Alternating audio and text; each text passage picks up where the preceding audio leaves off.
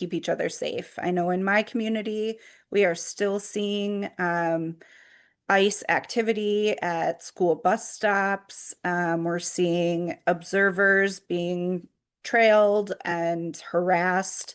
Just yesterday, I know at Fairview in Edina, there was a man taken by ICE against medical advice, against the advice of the doctors there, who was taken anyway. So, I know it may have left the big front page news, but this is still happening across all of our communities, and I'm just so grateful for everyone who's still invested in it.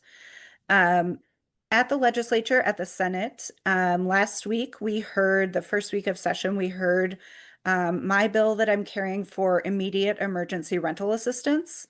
I'm asking for $75 million because I know that the need is so great. Rent is due, this weekend. And the unfortunate part about the legislature is that it moves slowly, even when we're trying to move fast. My hope is to get that bill heard on either Tuesday or Wednesday in taxes, the next committee it needs to go to, and then the following day in finance, and then we can send it to the floor. I know that that's not fast enough for the needs in our community. And we are looking at all of the different ways, all of the potential already appropriated money in different programs that might be able to be shifted or have, additional uses for that money, trying to find any way to move the levers in order to get rental assistance out to our communities as soon as possible. We are also continuing to move the bills to allow for a longer period, a 30-day, we're discussing an amendment of 60 days of pre-eviction notice to give people time to get that aid, especially because we know the legislature moves slow. And to also allow people more time after they have been evicted to find another place to live. Right now, they only have up to 7 days, and we want to extend that to make sure people have more time. If you want to help, continue to push for this aid, the best thing you can do is to reach out to the Senate Tax Committee members. If you just go to the senate.mn website, you can look up the committees. The tax committee members need to hear that this is a priority. Your own legislators need to hear that this is a priority, and keep telling your stories. There's nothing that is more powerful at the legislature than the stories of our communities, of what we see happening, of what we know is happening. That is the best way to move legislators and get them to act. Thank you again for all the work you're doing in community. You really are the ones who are holding us together at this point. And now it's time for the legislature to step up, and, we're trying to do just that. Thank you so much, Senator Port. Couldn't agree with you more. Appreciate all the work that you're carrying right now at the Senate. Next, we'll go to Representative Agbaje from the Minnesota State House. Thank you so much, council member. It's good to be with all of you again. As Senator Port stated, we know that ICE has not left our communities. And so we just want to say again, thank you so much to all the work everyone is doing. We know it's hard. We know it's difficult. It's still hard to know that our neighbors are still being taken from us without any sense of recourse. But we do know that in the midst of this, our neighbors have been stepping up, and we appreciate that. As Senator Port said, we are still finding ways in the legislature to continue to help you all now that we are back in session. Senator Port talked a lot about the recovery around residents, particularly to help people stay in their homes. We also have bills that we're trying to move forward to also help our small businesses to make sure that they can still stay in business, particularly those that were either directly or indirectly impacted by the heavier effects of the metro surge throughout December and January.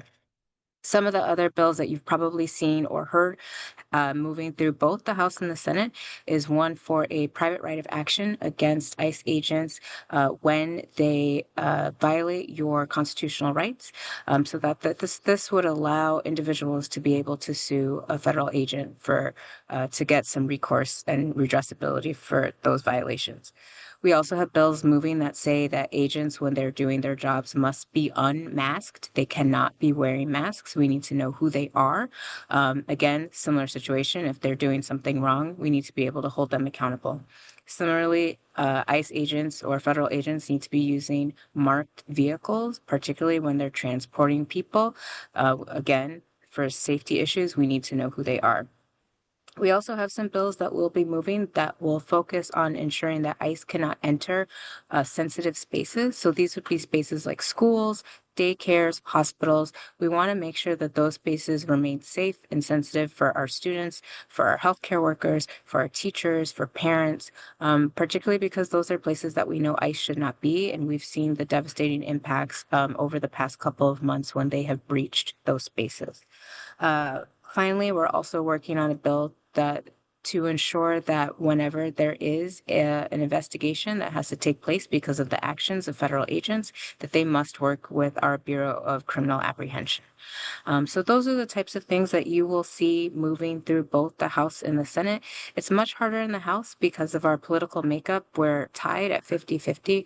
But as Senator Port said, please reach out no matter where you are, where you have friends across the state of Minnesota. They need to hear from you. They need to hear your stories. And additionally, mutual aid is still happening. I know many of us are supporting those efforts individually. I know at least in my community, there'll be a big meeting next week to kind of help people with those resources. So be on the lookout for all of us that are promoting those events so you can find out if you haven't plugged in yet, where you can plug in, or if you have just ways to continue to connect with members in your community. But again, thank you all so much for what you're doing. Please hang in there. Please take care of yourself. We know this is hard, but we're in it for the long haul, and we know that in the end, we will win. Thank you so much, Representative Agbaje, for coming on. So I will give an update from here at the City of Minneapolis and the work that we've been doing on the Minneapolis City Council. First and foremost, I just want to echo the fact that even though that there was a lot of media saying that Operation Metro Surge is ending, our community is still feeling the impact of this surge. Even though national media has left our community, we are still here every single day. Our neighbors are still doing rapid response. They're still doing mutual aid. They're still doing school patrol because there's still a present and urgent danger that community members feel. This morning, there were several community members across the metro that were arrested in relationship to the city's church protests. There is going to be a courthouse hearing in St. Paul Federal Courthouse at 1:30. A constituent of mine was taken this morning. Their door was kicked down, and also an independent journalist was also taken. And it just continues to showcase the level of cruelty and brutality, and also just this sense that people's rights continue to be trampled on by these agents is still occurring. And at the Minneapolis City Council, we know that while we're still in this surge, the ACLU reported that there are 970 ICE agents still here from the initial deployment on the ground, that we have to also think about recovery, right? We have experienced so much economic damage, and our community is working on repairing that. We passed out of the Minneapolis City Council unanimously $7 million for a small business resiliency fund.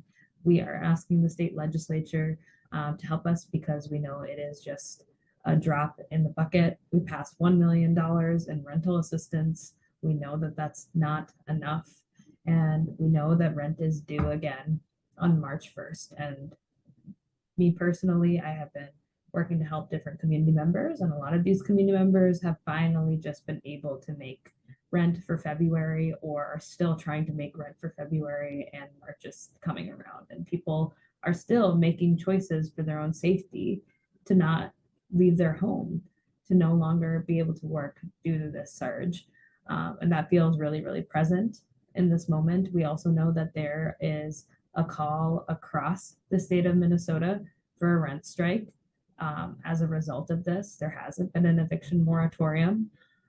And people are really getting the sense that people are going to lose their homes and be displaced. And that's why I am joining several council members in co-authoring uh, a piece of legislation here on the council led by Councilmember Wansley called Pause Eviction Save Lives.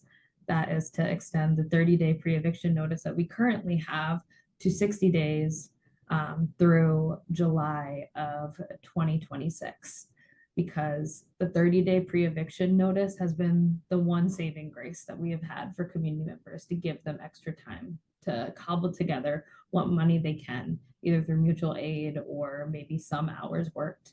And we know that it's not enough. And we know that people are left without an eviction moratorium. And so this is a step that we're taking, and we will take this up on Tuesday, this upcoming Tuesday, March 3rd at 9:30 a.m. And community members are welcome to come and give a public testimony. We're going to keep on doing this until we no longer have to do this. We're not going to do this in the cadence of every couple of days. We're going to play it by ear a little bit. Our plan for the next Metro Ice Out report is to do a mid-legislative session update and report. With that, stay safe, stay vigilant. Thank you to all of our community members that continue to show up in this moment.